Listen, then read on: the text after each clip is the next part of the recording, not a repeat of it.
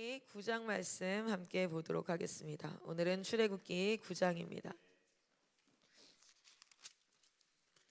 출애굽기 9장 1절에서부터 35절까지 한 장을 전체를 다 같이 보도록 하겠습니다.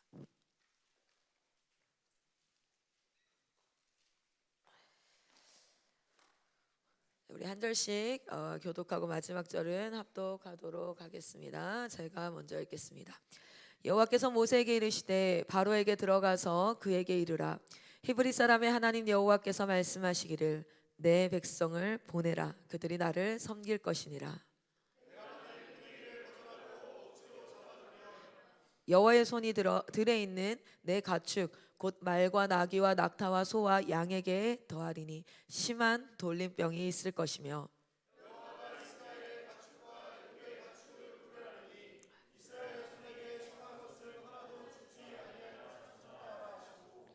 여호와께서 기한을 정하여 이르시되 여호와가 내일 이 땅에서 이 일을 행하리라 하시더니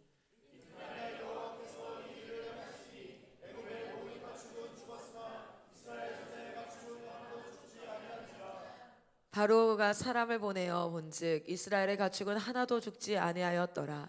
그러나 바로의 마음이 완강하여 백성을 보내지 아니하니라.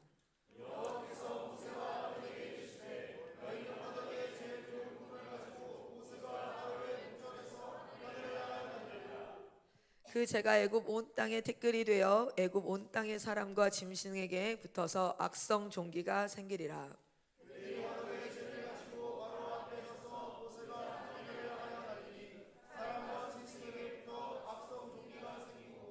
요술사들도 악성 종기로 말미암아 모세 앞에 서지 못하니 악성 종기가 요술사들로부터 애굽 모든 사람에게 생겼음이라.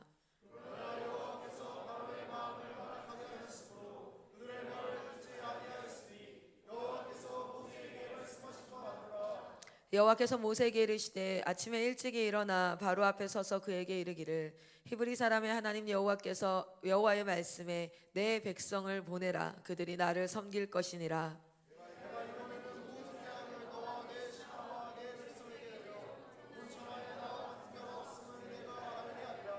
내가 손을 펴서 돌림병으로 너와 내 백성을 쳤더라면 네가 세상에서 끊어졌을 것이나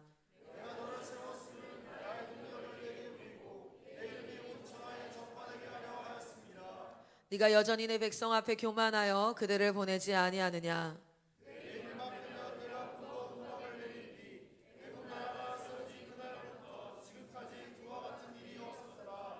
이제 사람을 보내어 내 가축과 내 들에 있는 것을 다 모으라.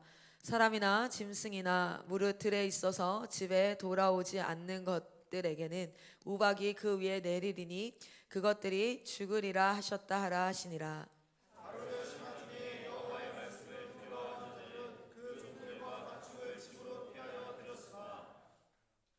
여호와의 말씀을 마음에 두지 아니한 사람은 그의 종들과 가축을 들에 그대로 두었더라.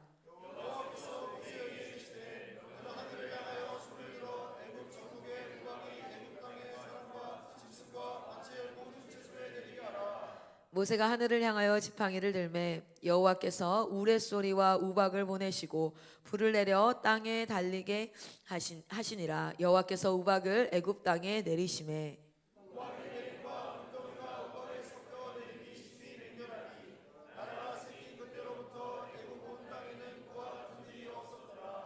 우박이 애굽 땅에서 사람과 짐승을 막론하고 밭에 있는 모든 것을 쳤으며 우박이 또 밭의 모든 채소를 치고 들의 모든 나무를 꺾었으되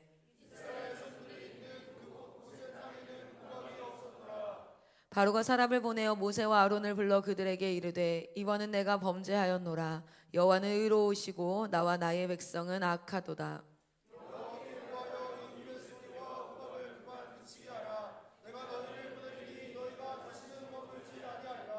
모세가 그에게 이르되 내가 성에서 나가서 곧 내 손을 여호와를 향하여 펴리니 그리하면 우레소리가 그치고 우박이 다시 있지 아니할지라 세상이 여호와께 속한 줄을 왕이 알리이다.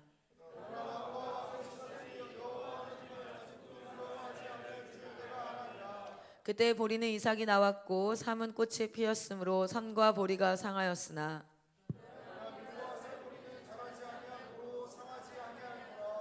모세가 바로를 떠나 성에서 나가 여호와를 향하여 손을 펴매 우레소리와 우박이 그치고 비가 땅에 내리지 아니하니라.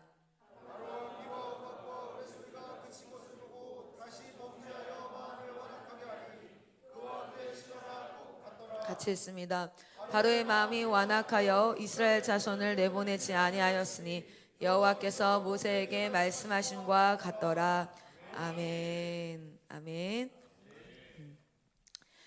우리 오늘 말씀을 보면 9장의 이제 5번째 재앙에서부터 시작해서 8번째 재앙까지가 여기에 이제 맞나요? 7번째, 5번째부터 7번째까지 재앙이 나옵니다. 근데 5번째 재앙부터는 우리 4절 한번 같이 한번 읽어볼까요? 4절, 9장 4절 시작. 여호와께서 이스라엘의 가축과 애굽의 가축을 구별하리니 이스라엘 자손에게 속한 것은 하나도 죽지 아니하리라 하셨다 하라 하시고. 아멘. 네, 이때부터는 어떤 일이 있습니까? 구별하기 시작합니다. 구별하면 어떻게 될까요? 눈에 띄게 됩니다. 구별하면 눈에 띄게 되는데 무엇이 눈에 띄게 되어져요? 실제로 이것이 모든 사람에게 임하던 재앙이 정말 하나님 말씀하신 대로 이스라엘 백성과 그 외의 백성들로 나뉘어지게 되면서 이것이 조금 더 하나님이 지금 뭐하고 계세요? 이것이 진짜 하나님의 역사이다. 단순히 자연재해가 아니야. 물론 그 전에도 자연재해가 아닌 줄 알았지만 모든 사람이 이 처벌을 받고 있으면 그렇구나. 이것은 우리에게 직면하고 당면한 운명이구나. 일어날 일이 일어나는 것이구나 생각할 수 있지만 하나님이 열 재앙을 통해서 하시고자 하는 일이 무엇이었다고요? I'm the Lord. 내가 여호와인 줄 알리라. 여러분 근데 이 열 재앙을 보면서 답답하지 않으십니까? 사실 9장 10장을 같이 읽어보려고 했어요. 같이 읽어보면 굉장히 답답해요. 왜 그러냐면 똑같은 일이 계속 반복되거든요. 재앙이 임하고 그리고 거기에 대해서 엄청난 큰 피해를 봐요. 그리고 나서 진짜 하나님이 하나님인 것 같단 말이죠. 그리고 나서 또 어떤 모습을 보이게 됩니까? 악한 마음, 완강한 마음을 그대로 둔단 말이에요. 그래서 그걸 돌이키지 않아요. 그런데 여러분 기억합시다. 사사기를 읽거나 우리가 이 출애굽기에 나오는 열 재앙을 읽을 때 마치 누구의 모습과 똑같아요? 내 모습과도 같다는 것. 이것이 마치 누구의 모습과도 같다는 것, 내 모습과도 같다는 것. 여러분 오늘도 여전히 완강하게 내가 특별히 하나님을 거부하겠다라는 것은 아니지만 그렇게 방법을 찾아서 새롭게 하는 것은 일을 더 효율적으로 하기 위한 단편적인 목적이 있는 게 아니에요. 그게 아니라 우리 인간은 어떤 습성이 있냐면 과학 법칙에도 있고 물질에도 있고 우리 모두에게 뭐가 있냐면 항상성과 뭐가 있어요? 항상성과 우리가 항상 그 상태를 유지하려는 성향이 있어요. 몸에는 뭐가 있다고요? 항상성이 있다고 그랬죠. 물체의 움직임들, 우리 인간도 그렇고 물체의 움직임에는 뭐가 있어요? 관성의 법칙이 있어요. 그러니까 우리는 몸 안에도 있고 몸 밖에도 있는 게 뭐냐면 항상 우리는 똑같은 걸 유지하려고 하고 똑같은 걸 유지할 때 뭘 느껴요? 편안함을 느껴요. 그래서 새로운 환경에 갔을 때 불안함을 느끼는 건 너무 당연한 거예요. 어색함을 느끼는 건 너무 당연한 거고 새로움이 너무 반복되어지면은 실질적으로 굉장히 스트레스를 받기도 해요. 왜 그러냐면 만들어질 때부터 이 안에도 항상성을 유지하도록 만들어졌어요. 우리는 온도도 유지하고요. 심지어 수분량도 유지하고 안에 호르몬들도 이것을 항상 유지하도록 되어져 있어요. 삼투압이든 뭐든 다 유지하도록. 그리고 우리의 몸도 버스를 타고 가다가 계속 내가 뭐 30km로 쭉 가고 있었는데 이 버스가 딱 0km로 멈추면 내 몸은 그것에 한 0km로 딱 멈추지 않고 계속 가려는 그 성질 때문에 어떻게 됩니까? 우리가 버스에서 넘어지기도 하고 그렇게 되는 게 뭐냐면 계속 하던 거를 하려고 하는 성향이 있어요. 안정을 유지하려는 성향이 우리 안에는 본질적으로 있어요. 그런데 중요한 건 우리가 하나님의 나라의 법에서 올바르고 건강한 것을 계속 하고 있었다면 문제가 되지 않아요. 그렇다면 우리에게는 옳은 것을 계속 추구하려는 마음이 있어요. 그리고 옳은 것을 계속해서 유지하고 하려는 마음이 생기는 거예요. 그런데 인간은요 어떻습니까? 악으로부터 태어나요. 그러니까 우리는 무조건 선을 추구하도록 창조된 게 아니라 항상 내가 하던 것들을 유지하려는 성향만 있는 거예요. 그러니까 내가 지금까지 해오던 것들이 뭐예요? 하나님을 반대하고 있던 것이거나 또는 하나님으로부터 반하고 있는데 내가 그것을 알지 못한 채 있었다 할지라도 우리는 그것을 계속하려는 성향이 있어요. 인간은 어디로부터 태어납니까? 인간은 죄로부터 태어납니다. 인간은 아담 이후에 죄로부터 태어나요. 그래서 우리는 죄에 있는 것들을 계속하려는 성향들을 가지고 있고, 그것을 유지할 때 뭐합니까? 편안함을 느껴요. 그래서 우리가 교회를 처음 다니거나 예수님을 딱 처음 만나서 어떤 새로운 변화가 딱 이루어지면 내 몸에서 반응이 일어나는 거예요. 여기에서 훈련받는 것이 그 어떤 것들도 실질적으로 도덕적으로나 법적으로나 나쁜 게 없는데도 왜 그렇게 싫고 힘들냐면, 내가 해오던 것들이 하나님의 것과 반대되었던 거라서 내 몸은 어디에 익숙할까요? 과거에 해오던 것들에 익숙해져 있어요. 그래서 우리 그리스도인은 따라합니다. 변화를 두려워하지 말자. 그러면 그리스도인이 절대 하지 말아야 될 말이 무엇인 줄 아십니까? 난 그렇게 태어났어. 난 원래 그래. 내 성격이 원래 그래. 이거 절대 그리스도인이 하면 안 되는 말이에요. 난 원래 그래가 어디 있어요? 그러면은 우리가 뭘 얘기하는 거냐면, 십자가에 죽으신 예수 그리스도를 알지만 난 원래 그래. 원래 그래라는 거는 본질적으로, 본이 뿌리 본자잖아요. 난 뿌리부터 그래. 그래, 맞아요. 우리는 뿌리부터 죄인입니다. 우리는 그리스도로부터 났지만 그 그리스도로부터 난 아담, 첫 번째 아담이 범죄함으로 말미암아 원죄를 가지고 있는 자들이에요. 나는 원래 그래는 무슨 뜻이에요? 그냥 나는 죽을 때까지 죄인으로 살 거야 라는 말과 사실은 같은 거야. 그리스도는 무엇을 추구합니까? 변화를 추구합니다.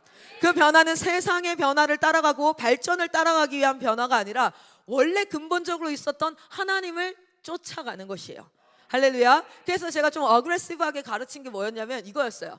상황이 바뀌거나 뭐하면 항상 새로운 걸 좀 추구하고 새로운 방법을, 아이디어를. 실제 어떤 회사에서 신입교육을 시키는데, 어떻게 신입교육을 시켰냐면, 거기는 스타트업인데 그 이코라고 해가지고 굉장히 스타트업으로 성공한, 그래서 연매출이 이제 기본적으로 한 3, 40억 이상이 되어지는 스타트업 기업들을 인터뷰를 해요. 인터뷰를 하고 나서 그것을 막 올리는 유튜브 채널이 있어요. 근데 그 중에 한 사람이 자기가 1년에 약 한 3명에서 4명 정도, 거기는 엔지니어가 필요한 거기 때문에 실질적으로 많은 사람을 뽑지 않는데요. 근데 연봉 엄청 세요. 그냥 초봉부터가 한 600에서 700 들어가니까 여기에 이제 3, 4명을 뽑는데, 얘네들요 약 한 6개월 정도를 훈련을 시킨대요.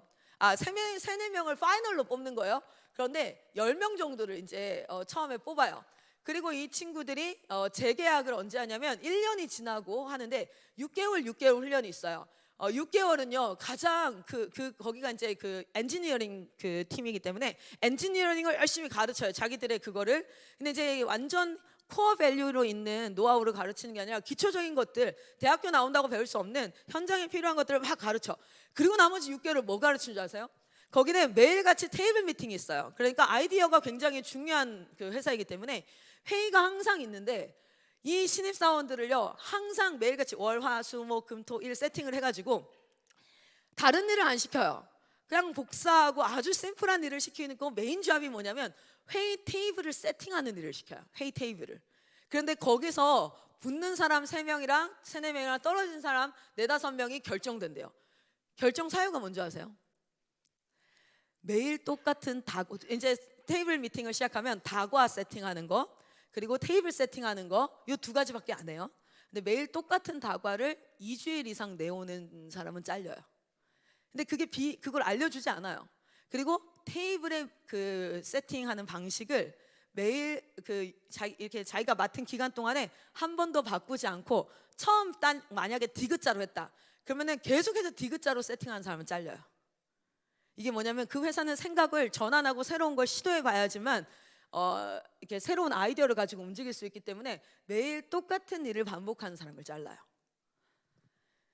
과자도 이걸 먹어봤다가 과일을 했다가 제철을 했다가 뭐 했다가 티를 했다가 막 바꾸는 사람과, 항상 그거 샀어, 고소미, 고소미 뭐 이런 거 있잖아요. 항상 뭐 이렇게 이제 딱 사는 거 있죠. 뭐 많이 과일 많이 하죠. 뭐 이런 것들 딱 그거만 세팅하면 에이스. 벌써 많이 드셨나 보다요, 그렇죠? 에이스를. 그래서 우리의 몸에는 무엇이 있다고요? 하고자 하는 것들을 계속 하려는 평안함이 있어요. 그런데 이 10재앙을 잘 보십시오. 10재앙이든 사사기든요, 이스라엘과 애굽의 문제가 아니라 어떤 마음을 가지고 있어요? 계속 하던 것들을 킥고잉 하려는 고집스러움이 나타나는 거예요. 근데 그 상황 가운데 하나님은 무엇을 하는 사람입니까? 하나님은 어떤 분이세요? 사람이야죠. 하나님은 어떤 분이세요? 내가 하나님이야 라고 이야기하는 것은 단순히 내가 신이라는 어떤 파워를 자랑하기 위함이 아니에요.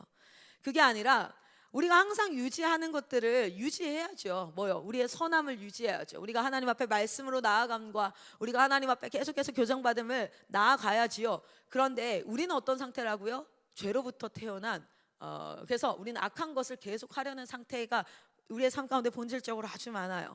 그래서 내가 하나님이야 딱 얘기하면 뭐예요? 그 영역이 변화될 수 있어야 돼요.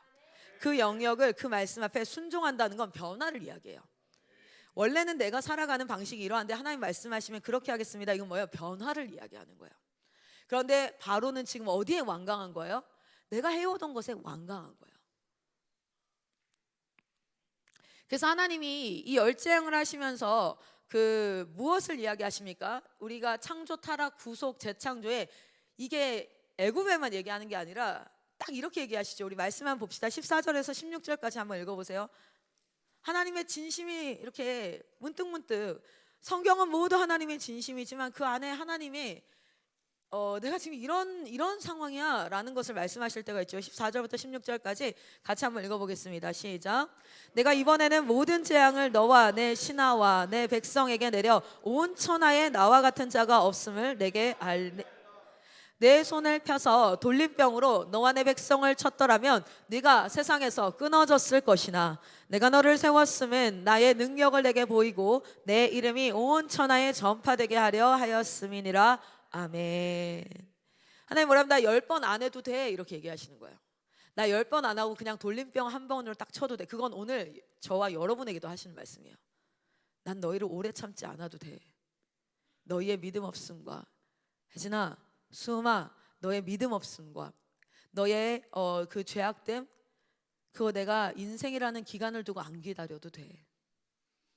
그냥 돌림병을 한번 치면 돼. 넌 여기서 멸절했을 거야. 여기서 끊어졌을 거라는 건 무슨 뜻입니까? 사라졌다는 거예요. 너는 이 창조 세계에서 존재하지 않게 될 거야. 원망, 뭐 불평, 뭐 이런 거 그런 거 자체가 아예 존재하지 않게 될 거야. 너가 있었다는 것을 아는 자도 없을 것이고 그냥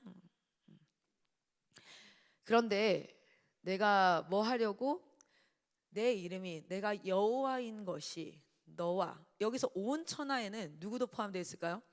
얘를 샘플로 사용해서 다른 사람에게 뭘로 일러스트레이션으로 보여주는 게 아니라 온 천하에는 바로도 포함되어 있는 거예요. 애굽도 포함되어 있는 거예요. 뭐요? Many people에서 잡족들이라고 이야기하는 모든 이방인들이 포함되어져 있는 거예요. 그래서 하나님은요 불공평하게 하지 아니하시고 모든 사람에게 뭐 하셨습니까? 지금 오래 참음으로 당신이 이 땅의 창조주다. 네가 이방인이라고 얘기하고 너가 이스라엘이라고 하든 다 필요 없고 내가 너희를 창조한 창조주다라는 것을 알게 하고 계시다는 거예요. 지금도 대한민국에서도 계속해서. 그런데 어떻습니까? 그럼에도 불구하고 뭐 하고 있어요? 항상성을 유지하고 있죠. 그게 오늘날의 우리의 모습이죠. 이것이 마치 바로의 어리석음이 아니라 오늘날 대한민국에 속하여서 이방인이나 하나님 앞에 부름받은 우리의 모습 그리고 이 땅에 살아가고 있는 이 사람들의 모습이지 않겠습니까? 그런데 7번째 재앙부터 하나님께서 I'm the Lord 하고 계속해서 얘기했던 그 말에 반응하는 자들이 일어납니다. 우리 어디입니까? 말씀 한번 봅시다. 우리 20절부터 21절까지 한번 볼까요? 20절부터 21절 같이 한번 읽겠습니다. 시작. 바로의 신하 중에 여호와의 말씀을 두려워하는 자들은 그 종들과 가축을 집으로 피하여 들였으나 여호와의 말씀을 마음에 두지 아니하는 사람은 그의 종들과 가축들을 그대로 두었더라. 아멘. 나뉘어지기 시작하죠. 여기서 말하는 건 이스라엘 백성이 아닙니다. 이스라엘 백성의 가축은 치지 않았어요. 여기서 이제 뭔 얘기하는 겁니까? 애굽 사람들 안에서 이제 하나님의 말씀을 따르는 자와 따르지 않는 자, 변화하는 자, 변화 앞에 자신의 삶을 내어놓는 자와 변화 앞에서 여전히 고집부리고 있는 자들로 나뉘어지게 됩니다. 7번째 재앙이 지나고 나서 실질적으로 말씀에 계속 알려주죠. 뭐라고 이야기합니까? 우박을 내렸는데 그 우박이 어디에는 내리지 않았더라. 26절에 이스라엘 자손이 있는 고센 땅에는 우박이 내리지 않았더라 이렇게 얘기하죠. 그렇게 계속해서 이제 뭘 보여줍니까? 실질적으로 이게 하나님의 능력이 하나님이 하나님 되심을 나타내고 있어요. 우리의 삶 가운데도 그 하나님이 하나님 되심을 나타내실 때에 실제로 우리가 그 말씀 앞에 반응하여서 변화가 일어나는, 하나님을 닮아가는 것이 일어나는 그러한 역사가 있기를 소망합니다. 여러분, 우리가 그 가축의 죽음이 있을 때에 실질적으로 어떻게 해요? 구별한다고 딱 얘기를 했잖아요. 그 5번째 재앙에서 바로가 가축이 다 죽고 나니까 뭐부터 합니까? 사람을 보내요. 누구한테 보낼까요? 이스라엘 가축이 죽었는지 안 죽었는지 보냅니다. 뭐 하려고요? 확인하려고. 근데 눈으로 어떻게 해요? 진짜 확인을 하게 되어지죠. 그런데 잘 보십시오. 그의 마음이 드러난 거예요. 그의 마음이. 그가 선한 목자이고 선한 왕이었다면 그는 누구를 돌봐야겠습니까? 이스라엘 백성의 가축이 죽었는지 안 죽었는지 확인할 그 시간에 누구를 돌봐야 돼요? 애굽의, 이집트의 백성들을 돌봐야 하는 지도자의 자리에 있어요. 그래서 우리는 실질적으로 어떤 일들을 탁 만나면 내가 하는 행동을 통해서 내 마음이 진짜 어디에 있었는지도 확인할 수 있습니다. 그래서 어떤 일을 딱 만나고 나서 첫 마디, 첫 행동, 상대의 첫 행동과 첫 마디를 보면은 이 사람이 진짜 어떤 사람인지를 우리는 알 수 있게 되어지지요.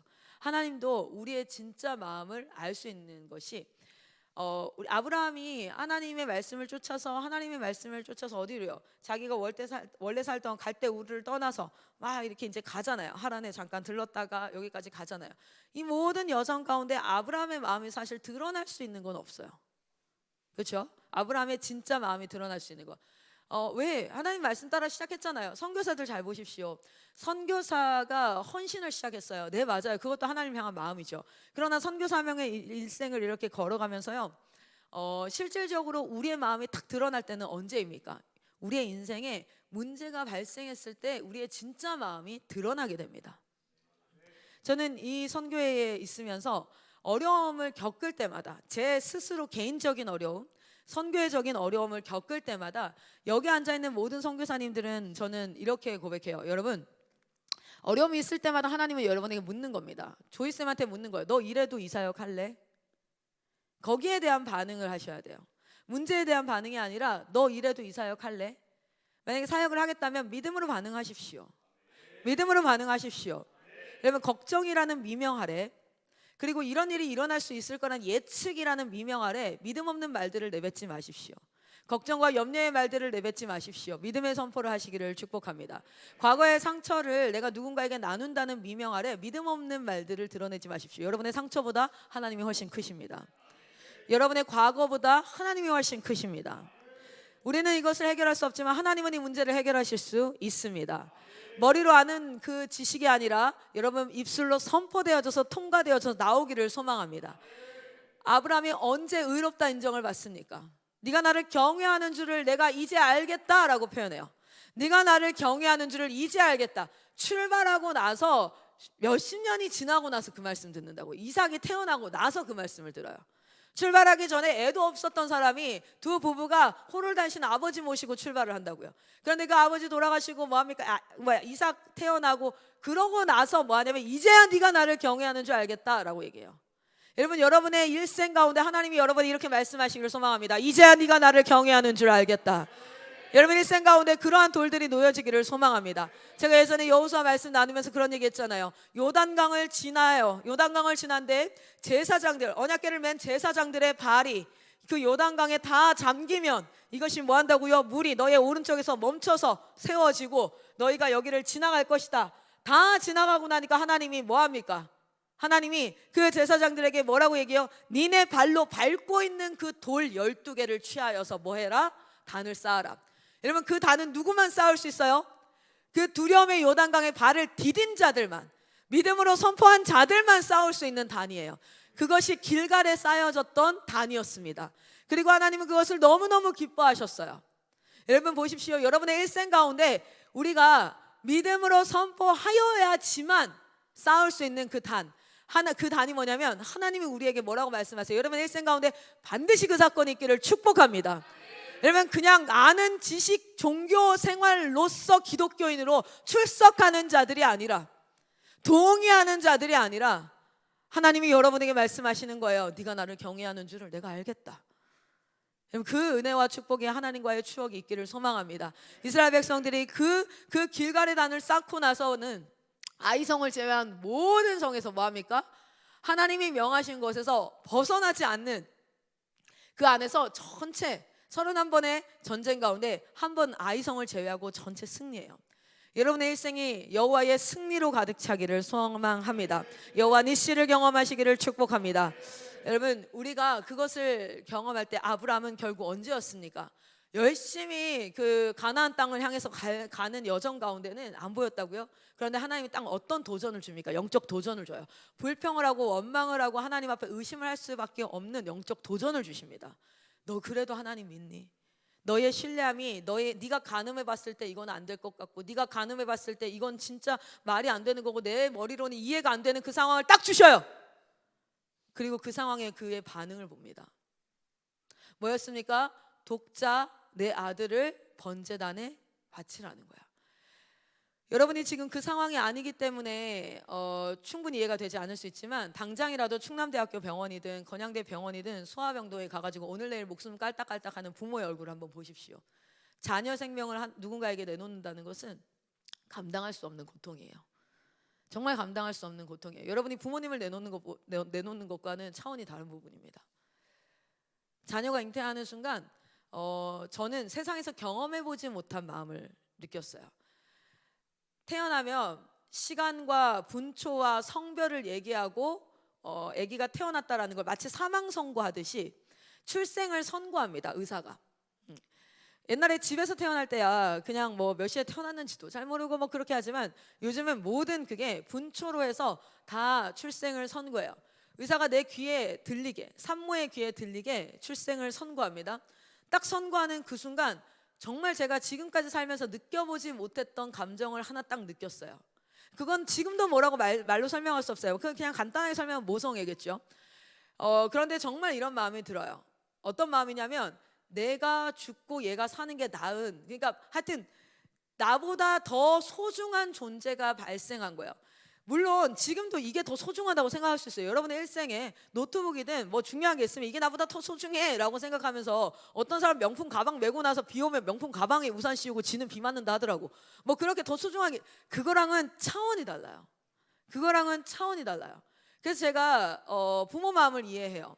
내 새끼 욕하면 진짜 돌아버려요. 그리고 진짜 아이씨, 근데 물론 우리의 성품과 인품으로 그걸 다 참죠. 참고 인내하면서. 그러나 속으로는 너 한번 보자 뭐 이런 마음이 자연스럽게 올라오면, 너무 내가 이런 마음이 들지, 그래요 주여 그리스도 안에서 이런 마음이 드는. 여러분, 부모는, 그러니까 하나님이 우리에게 내가 너를 낳았다 이러잖아요. 시편에 보면 내가 너를 낳았다, 내가 너의 아버지다 라고 얘기하는 건 정말 이거는 설명이 잘 안 되는. 그런데 아브라함에게 뭐 합니까? 그 아들을, 그것도 심지어 몇 살에 낳았어요. 어마어마하게 기다려서 그렇게 낳은 그 아들을 달라라고 했을 때 이성적으로 이해가 안 돼요. 하나님이면, 아니 본인이 생명을 잉태하는 자인데 고갓 하나 그거 줘놓고 어떻게 나한테 이럴 수 있지라고 충분히 생각할 수 있는 모든 상황 가운데 그 모든 것보다 하나님이 큼을 고백하는 겁니다. 여러분, 근데 그게요, 그냥 아브라함처럼 그런 특별한 스페셜한 상황이 왔을 때뿐만 아니라요. 예전 제가 담임 목사님 아들이요, 정말 혼난 적이 있어요. 아주 막 진짜 당장 귀싸대기 올라갈 것처럼 혼났는데, 언제냐면 요 성경책을 발로 밟고, 그러니까 있는지 몰랐나 봐. 밟고 지나갔는데, 우리 사모님이 굉장히 부드러우신 분이세요. 진짜 뭐 이렇게 언성을 높이는 분이 아닌데, 저는 그날 이렇게 됐어요. 제 귀싸대기 맞겠다. 왜냐면 너무 진짜 이렇게 하시는 거예요. 근데 막 큰 소리로 막 혼을 내시는 게 아니라, 제가 옆에서 듣는데 낮은 목소리가 이렇게 더 무서울 수 있구나라고 느꼈거든요. 그리고 그 사모님이 그 아들에게 했던 얘기였어요. 하나님이야, 말씀이 육신이 돼서 오셨고 예수님께서 올라가시고, 이것이 우리에게는 하나님이야. 내가 너한테 이 성경책을 우상으로 가지라는 것이 아니라 네가 말씀을 경외함을 네 삶 가운데 잃어버리면 안 돼. 그래서 그분은 말씀을 읽을 때도 항상 성경책을 펼 때도 이렇게 딱 두 손으로 이렇게 하고, 이런 부분들이 물론 형식이라고 생각할 수 있겠죠. 그런데 여러분 잘 보세요. 여러분의 일상의 삶 가운데 진짜 하나님이 가장 소중한 분이 맞습니까? 여호와를 경외하고 계십니까? 단체로 말씀 읽을 때도요, 어떤 사람은요 그냥 말씀 안 읽는 사람도 있어요. 여러분, 우리가 아브라함에게 아들을 내놓으라 얘기한 것도 하나님이 더 크냐 아니냐를 확인할 수 있지만, 일상의 삶 가운데 여러분 앞에서도 사람이 상대를 존중하는 태도가 있죠. 그렇죠? 그거 느끼죠? 묘하게 나를 무시하는 것 같고 존중받지 못하는 마음을 느낄 때 사람이 참 기분 나쁘죠? 느끼죠? 우리 하나님도 인격이세요. 그래서 굉장히 큰 일에서도 하나님을 경외함을 하나님이 느낄 수 있지만 아주 사소한 영역에서도 하나님을 경외함을 하나님은 충분히 아실 수 있는 인격적인 인격의 하나님이십니다. 여러분의 삶 가운데 여호와를 경외함이 회복되어지기를 소망합니다. 하나님을 경외함이 우리 삶 가운데 회복되어지기를. 그래서 그 아브라함이 어땠습니까? 이삭을 내어놓을 때 나의 일보다, 내가 결정하는 이 모든 것들보다 하나님이 큽니다 라는 고백을 했을 때 우리 주님이 어떻게 합니까? 이제야 네가 나를 경외하는 줄을 알겠다 라고 얘기하죠.